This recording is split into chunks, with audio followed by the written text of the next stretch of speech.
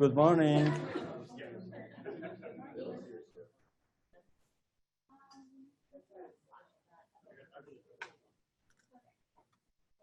(8:35), let's start.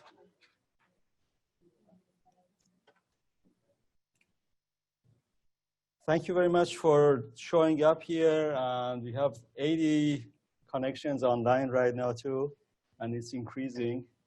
We have a couple of updates as usual, but please remember this is your time to ask questions. And they are experts in the room to answer the questions. And if we can find the answers right away, we would find it and come back to you. So with that, we have a relatively heavy agenda. I think that it would be best to start right away with the Irb administration, talking about conflict of interest and related issues. Nicole, the trainer, is here. Thank you, Nicole, for making time to come over and talking to us about the wonderful things you are doing. All right, thank you. Good morning. Yes. So actually, we're going to just quickly look at one other thing before we start our conflict of interest discussion, because we've made some updates to our website. And so I just want to make sure everyone is aware. If you have links that maybe hot link from your site to our site, or things you've bookmarked in the past, you may find that those links are broken. So I just want to help you figure out how to navigate back to the information you need. So this is our regular landing page. This hasn't changed at all. If you've been to our site from the Office of Research main site, you've seen this. If you click on For Researchers, this is where the changes begin. So here it used to be just a long list of hyperlinks, and so we've sort of categorized the information into two main topics. The first one, IRB submissions, is the functional submission information. So if you click here, you're going to get information about our submission system, which trainings are required, what our fees are, and then sort of the functional documents and things that need to be submitted to the IRB. And then if we go back one level to this For Researchers page, again, we have project guidance. And this is where you're going to find information about what the IRB, the criteria for approval that the IRB is looking for in each application. So if you're considering which consent process might be approvable for research, you can look here, or what the risk-benefit ratio that the IRB is looking for, you can look there. And so from here, you can navigate into any one of these topics. It'll tell you what the requirement is. So these are the federal regulations that govern human subjects research. And then how I comply with this requirement will tell you which of the documents this information is located in your application and what kind of information the IRB is looking for. So just wanted to make you all aware of those resources that are now available. Also here on our About IRB page, we've added some of our high-level information, including our general compliance statement that needs to get sent out to sponsors often, and our meeting dates and our rosters. So you guys can find all that information there now. I'm going to navigate back to our project guidance page. One of the elements here you'll see is our financial conflicts of interest. So that's going to be our next topic. And we've made some significant changes to this. You can find information here on our website, as well as our new SOP that will tell you what the new requirements are. But at this point, I'm going to switch over to a PowerPoint to talk about these changes that we've made. So we're getting there. Okay, so we're going to start with what's the problem? Why are we making changes, right? So if you have had to report to the IRB for conflicts of interest, you know that we have inconsistent thresholds with the Conflict of Interest Committee. So IRB had lower thresholds than COIC in terms of reporting conflicts. We also had two different submission processes, one through IRBnet and one through the ECOI system. And we had inconsistent management plans. So Irb Administration would issue a management plan and COIC would issue a management plan, and they were not the same. So researchers were really struggling with how to maintain compliance and maintain and manage their conflicts. So what we've done is try to harmonize the IRB and COIC reporting processes and requirements. We've streamlined the procedures, and we are creating a single management plan for every conflict. Who's impacted by this? Irb Administration, obviously, and the committees, the research compliance analysts and the COIC, and then the researchers and research staff. So for the other administration groups, I'm not sure if this will have a direct impact on you, but I want you to be aware of it. So if it does come up, you can know what's happening. The written procedures that are currently in place for this are on the IRB side, we have HRP 055. So this is our standard operating procedure for how conflicts are reported and how we manage them. And then we have the institutional policies, PPM 230.05. So that's for non-PHS funded research. And we have 230.07 for PHS funded research. These are the current policies and procedures that are in place. We are making changes to HRPP 05. So that's the IRB standard operating procedure, and changes are already in place for that one. The PPM 230.05 is being updated, not yet in place. And then the COIC is creating a new standard operating procedure for their side of things. 230.07, the PHS funding reporting process is not changing. And so this will be continued with more updates about those changes that are taking place. So at this point, Irb Administration has updated our reporting process, and we are rolling that out to researchers. We're also creating an online learning tool for them to help them understand what these changes are and how to comply. And I will take any questions at this time. All set?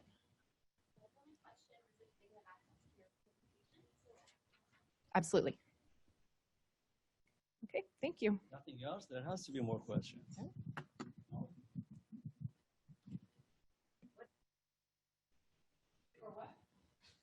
Reporting COI. The question is, what's the threshold for reporting COI? Craig, maybe you want to answer it. Yes, please. The boss is asking questions, you have to answer it. Thank you, Even Craig. when she knows the answer. That's how she educates. So I'm the Director of Research Compliance. I've talked a couple of times in the past on this. So Cindy asked and Kyle asked, what's the threshold? And actually, basically what we're doing when it comes to income-related thresholds, monetary thresholds in this standpoint of receiving income, it's now going to be, and again, this is not the PHS rules, but for non-PHS human subject research, the threshold for income, let's say you're consulting with a company, is 10,000. So anything below 10,000 is not going to be a reportable outside interest. Anything above 10,000 will be. There will also be issues with respect to value of stock and that kind of thing. But the big one I think that Cindy's talking about is this $10,000 threshold for receipt of income within the prior 12 months. Nicole? Yep. Good. Okay, good. Yes, thank you. So, however, just to be clear, as Nicole points out, as I think everybody, probably everybody knows, if you're the PI and it's privately funded research, the PI also has to fill out the famous 700U. And the 700U is only as to outside interest, as you know, related to the sponsor. The threshold, though, for income is $500. And that's not something we decided. That's something the state of California has required for a long time, and we can't change that. I sometimes say in groups that I'd like to get the state and NSF and NIH in a room and say, hey, can you guys go away and figure out one threshold, and that would make life a lot easier for all of us, but they're not asking me. So we're stuck with that. Yeah, so the PI really has to fill out the 700U, $500 threshold, and then all the investigators, including the PI, also have to fill out the Form 800, and that's where that $10,000 threshold comes in for the other investigators. If it's PHS funded, thresholds, I need a quiz today. PHS is actually at for income is a $5,000 threshold for outside activities. That side of the house really, I don't think investigators need to know. I know investigators have to get trained, PHS training every 3 or 4 years. 4 years. But we designed at least that part of our system so that you don't have to memorize those. It's just once you get into your disclosure, it will ask you the relevant questions. So, but yes, 5,000, is that right? Okay, thanks. I think you passed. Okay, let's see. I think the next presentation is by Donna and Lori on ALAC. It's on we took care of the humans, now here the animal subjects.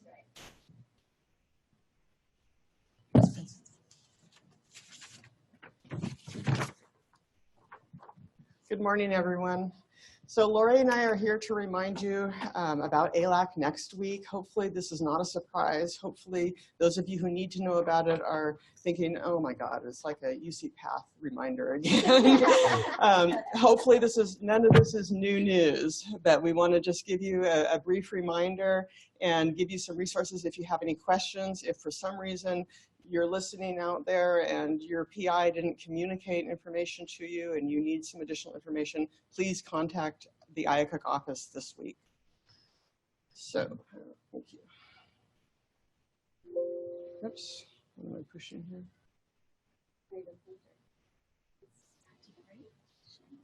Here we go. Okay, so Lori's going to just give a super brief intro as what is ALAC, why is it important, and what does it present as far as an opportunity for us? Fantastic. Thanks, Donna. So once again, sorry if you all know this already and you're really tired of hearing it. Trust me, we're tired of saying it too. So we're right there with you. But just very, very briefly then, ALAC, why are they here? What are they here to look at? They're the accrediting organization for laboratory animal units. They're going to be here really to look at every facet of our program. The big ticket items that they're going to be looking for is animal welfare. Absolutely. Are we following all of the rules and the regulations and the guidelines about animal welfare? And are we keeping our people safe? That's the second kind of big ticket thing. Those people that are working with their animals on a day in and day out basis, do we provide them with everything they need to do their jobs safely? So those are big ticket things for us to be thinking about. It's important to us for a number of different reasons. So first of all, I guess it's important to say that it's technically voluntary, but UCOP requires that all of the UC campuses that have animal programs be accredited by ALAC. So it's really not voluntary for us. It is important though from a funding standpoint and from an inspection standpoint in that all of those protocols, projects, grants that are coming in that are NIH funded, NSF, those sorts of things, by saying that we're ALAC accredited, they're basically saying, great, then we don't have to come and look at your program. We trust ALAC to tell us that y'all are doing what you're supposed to be doing. And really, it's our opportunity to shine. This is our chance. We get one chance every 3 years to really show off our program and show everything that we're proud of about it. I kind of skipped around. I'm sorry, but I think I covered everything, though. Did I get it? We are proudly ALAC accredited since 1966. They just became an organization in 1965, so we are one of the first ones. This number, we're proud of this number because they give you a number sequentially as you become ALAC accredited, and right now they're like on 1,080 something, I think, and we're 29, so we're very proud of that. Okay, back over to Donna then. Okay. Thank you, ma'am. So what are they looking at? They're looking at everything from the 30,000 foot level. They're going to be going to all these places where you see the red circles because we have animals in all of those areas. In addition, Lori and I get the privilege of traveling to El Centro, California at 5 o'clock Friday morning to meet up with the team leader. We will meet him in San Diego. We will drive 3 hours to a feedlot. We will do a site visit at the feedlot at the Mexican border. We will fly home that night. And in those, the time interval of driving the 2.5 to 3 hours each direction, I'm sure we will be on the hot seat explaining our program. So it starts really for us on Friday. But as far as the campus is concerned, they're looking at everything from the overall 30,000 foot level right down to what are the animals eating, how do the animals look, all the welfare issues, are we following all the policies and regulations. So for our site visit next week that officially starts on Monday, they're going to be just doing a comprehensive review of the veterinary program, the IACUC compliance program, a comprehensive review as it relates to EH&S, police, fire, disaster continuity, all of those things. All of our campus partners essentially are involved to some degree with this. They'll be meeting, with, as I said, all these people. And then they will be visiting all those Campus 5 areas that you saw on the big map, and they will be visiting many laboratories. We have, well, I'll go back to that in a second. So just a brief reminder, the scope of our animal program, we're huge as far as scope and numbers. And these represent numbers that are approved on animal care and use protocols, not necessarily what we have on site right now today. And then as far as what we do have, as of a couple days ago, we had 1,567 active research, teaching, and clinical trial protocols. Our program involves 515 principal investigators, over 3,000 support staff. I've got investigators on their choice, sorry. 46 separate vivaria that were illustrated in that map, and over 200, or about 256 investigator laboratories where animals are taken outside of the vivarium and into the lab for a specific procedure. So these are numbers that fluctuate, they go up and down just on any given day, but that's basically what it is this week. And then as far as our program scope and research dollars, this is another reason why this is very important to us, is the dollars that come in that involve animal research are almost a quarter of our entire research dollars coming into campus. These are 2018 figures, so obviously those would fluctuate a little bit right now if we had 2019 figures. So will they visit your lab? There's a high probability. If you do survival surgery in your lab, if you do behavioral studies in your lab, they've identified that those are the labs they want to see. And so potentially they can go to any lab where live animal vertebrates are taken to do research. So if they want to just, if we have a lab where you only euthanize animals and take tissue, it's unlikely that they will visit your lab because they're not going to all 256. We have reached out to the majority of labs that we anticipate they will be visiting. So if you haven't heard from us, it doesn't mean they're not going to visit. It just means it's not a high probability, but we need you to be prepared at any point during the week. They could come, even if it's not on the defined schedule that we have at this point. That schedule that has been sent out to many people will be sent out again to several others, is subject to change at any time based on what they want to see. How do you prepare? Again, all of this information was sent out to all principal investigators on protocols and their alternate contacts. Basically, the most important thing is to be sure you're following your IACUC approved protocol, be sure you're following policies and guidelines, be sure that all of your cage labeling is properly done, especially if you have hazards present. It needs to be very, very clear. It needs to be in English. It needs to be legible. Those are issues we've had in the past. We need to be sure that all of your individual training records are up to date with documentation of what you have done within your lab, not just the required ACU 101 training. And we hope that you will ensure that all of your protocol rosters are current. If you need to delete anybody, if they're no longer in your lab, delete them. Send an amendment in this week. It's an easy administrative amendment to take care of. Just a reference for all of our campus and IACUC policies are listed at this website, our homepage. And these are just a few pictures of some of our animals on campus. I love this poster. It says, thank research if, and it goes on to say, if you take aspirin, or if you take medicine to treat allergies, if your dog doesn't have fleas, your grandmother has a new hip, you've taken medicine to stop an earache, you've never had the measles, you've never breathed with the help of the iron lung, you don't know what bubonic plague is, you control your diabetes with insulin, you take vitamins, your dad recovered from a heart attack. It goes on and on just to illustrate so many things that animal research has contributed to our well-being today. And with that, I'll open it up to any questions. Okay. Will they be coming to the medical center campus as well? Yes, they will. They will be going to medical center. They will be going to all the vivarium on campus. And we have a dozen or so offsites. We're doing presentations for those. They've agreed that they will not be visiting our offsites such as Bodega Bay, Granite Canyon, Sierra, and Hopland. However, they did say they wanted to go to El Centro, so hence Lori's and my visit on Friday. Again, please contact Lori or I, or IACUC office, Campus Vet Services, if you have any questions. We don't want people to feel that they're caught off guard. We have a frequently asked questions that we have circulated for basically lab staff, grad students, PIs, kind of how to address questions if they come into your lab, guidelines for what you might want to say. Yeah. That's it. Thank you. Thank you very much.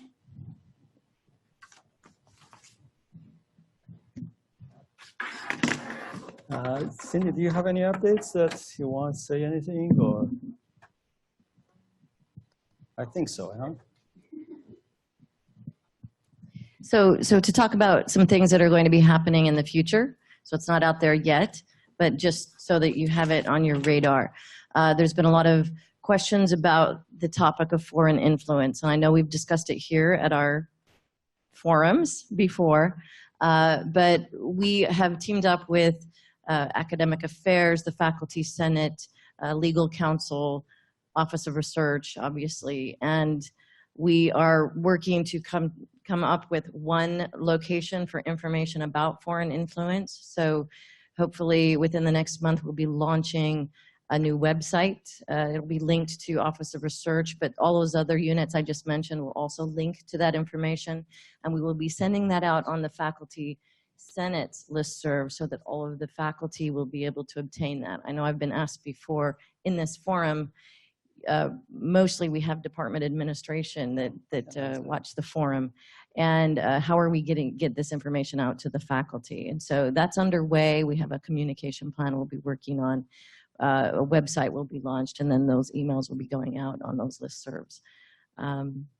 So just wanted everyone to know about those updates. I actually will be going to a meeting with the FBI in a couple of weeks in Washington, D.C., to get more of their perspective on things. And we have some meetings also coming up in the near future in Washington, D.C. with Council on Government Relations and other professional organizations that are all talking about this. So we will try and keep that site updated as quickly as we can because things are morphing. We just have some new guidance that came out from Department of Education as well. So, but it'll tell you what the various agencies are doing, how you can comply with their requirements. And so that will be coming soon. Good, thank you. And on this issue of foreign influence related to that, one of the requirements that the researchers have to really know is that they have to, as usual, they have to always make sure that their current and pending support on proposals, awards, their progress report, and so on and so forth, they are accurate. That's where the government is looking more and more to see if something is not reported, that there is a relationship in country X or Y. And that's where you want to be very careful. If there is a relationship, if there is consulting, having research somewhere else, all of those have to be reported on current and pending. It's not proper probably to say that those relations are not related to this research I am doing. They really want to see all of the relations. So across the country, there are individuals who are getting in trouble right now. And there are cases that they are being prosecuted even. So it's very important. There's a question here regarding conflict of interest that I can answer. The question is, the professor is asking whether the salary that he or she is receiving on grants from outside of university, are those reportable? The short answer is absolutely no. Those are university funds, basically, once they come in and they are a part of your salary. No, that's not reportable. If you are getting money for consulting, for example, from an outside entity, or you have shares of, interest in the company, you have shares in the company, things like that, those are reportable. 700U is very specific about what you have to report and what is needed to report, and that requirement of reporting up, in 700U goes to members of the family. Just, that's defined. Just domestic partners are a part of it, for example. In the same line, some faculty members who are also receiving part of royalties off of the inventions they have. Those are university money, and those are not reportable. So yeah, anything you get through your payroll or as part of royalties, those are not reportable. So hopefully that answers the question. Okay, let's see. How about James? Do you want to go next? Accounting.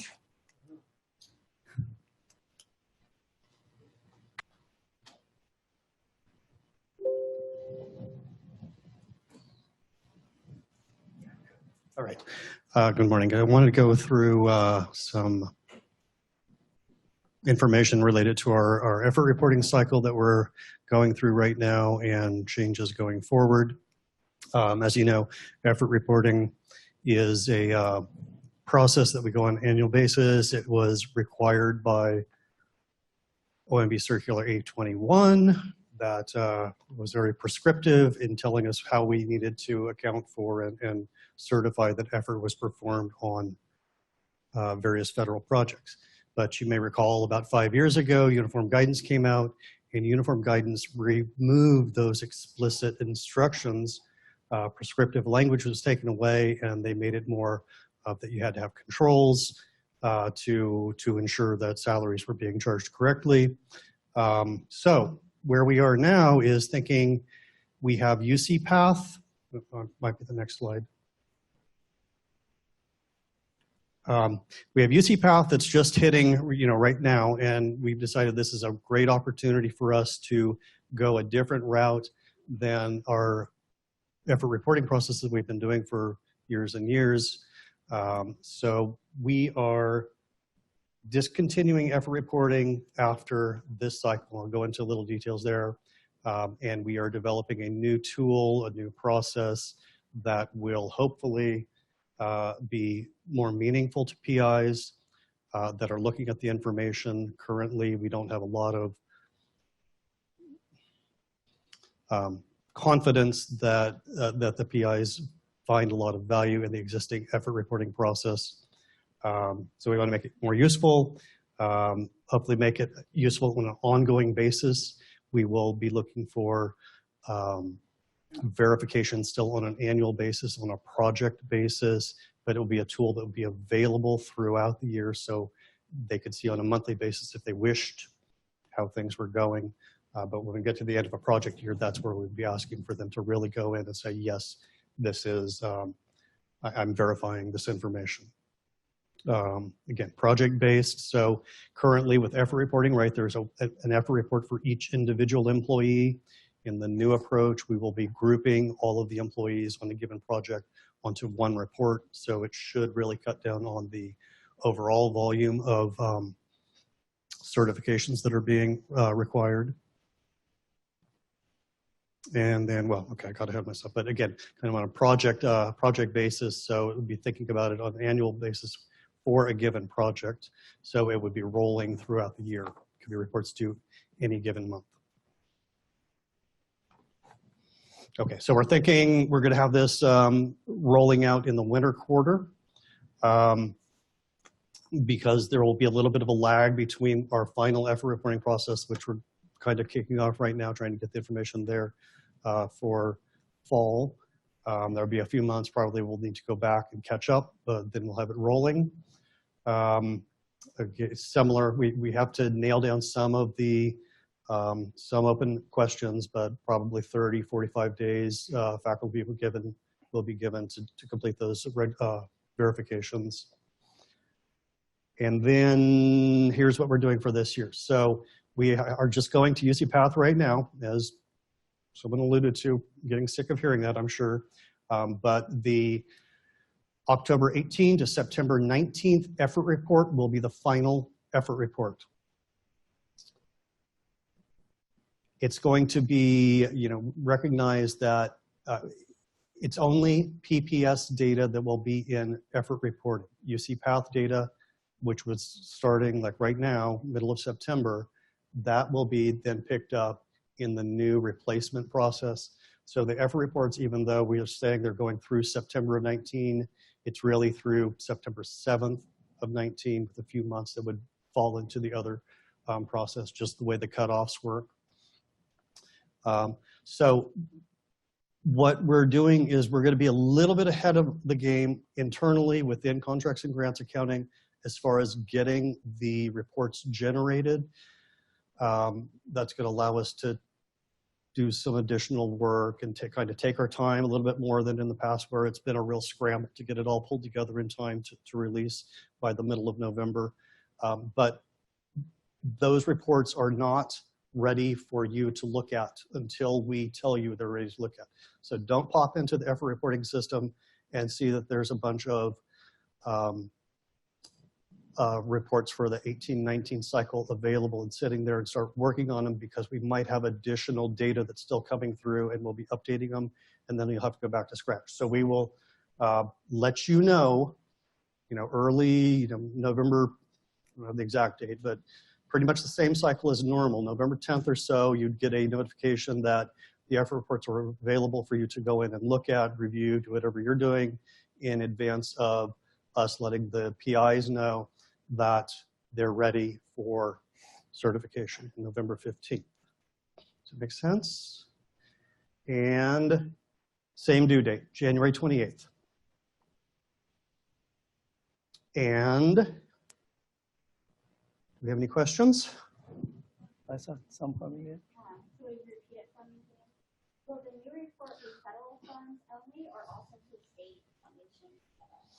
The requirement for certification or verification, I'm trying to use the word verification instead of certification, but will be on federal funds.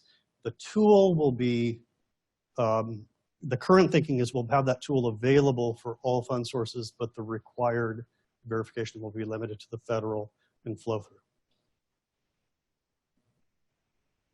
Yep.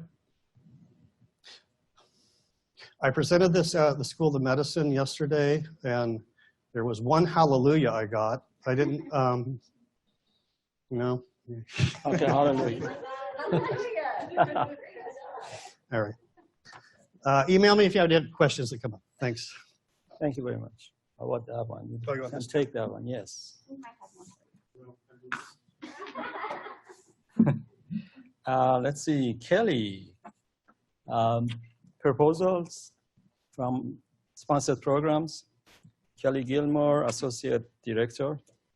All right, good morning and happy Research Administrators Day, everyone. We just have a couple of really quick announcements for you guys. Last Research Forum, we gave a presentation on the NIH's new requirements for dealing with human fetal tissue. And about 2 days after we gave that presentation, we were notified that they made some changes to the requirements, nothing substantial for the most part. So I wanted to let you know that the new requirements are now posted on our website. Please always go to our website for the most up-to-date information on the HFT requirements. And then I just wanted to remind everybody that for general inquiries relating to proposals, so those that have not yet been assigned to a particular analyst, please remember to email proposals@ucdavis.edu. That's always going to be the quickest way to get a response to any questions or concerns. And that's all I've got this morning. Nothing else. It's end of the fiscal year. We get lots of, no awards are coming in. A lot of awards are coming in right now. And you have deadlines on the proposals too. Always. Big one coming up on October 5th. Go ahead, read it. Okay. If just any questions regarding proposals before we go to questions for James again? No? Okay, go ahead. Thank you. No, yeah, go ahead, give it to him. Go ahead. So for James, where will the data be pulled from for the new effort reporting system?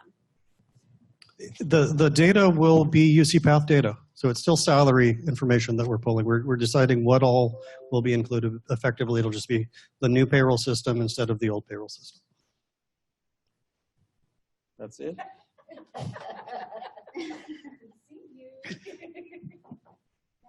Nothing more? Okay, I think, let's see, any other questions in general from anywhere online? And I see 106 connections online right now. Any questions for anybody here? And Cindy is here, take advantage of it, ask questions. No? If not, we are going to stop. Well, thank you. See you next time, next month. Bye-bye.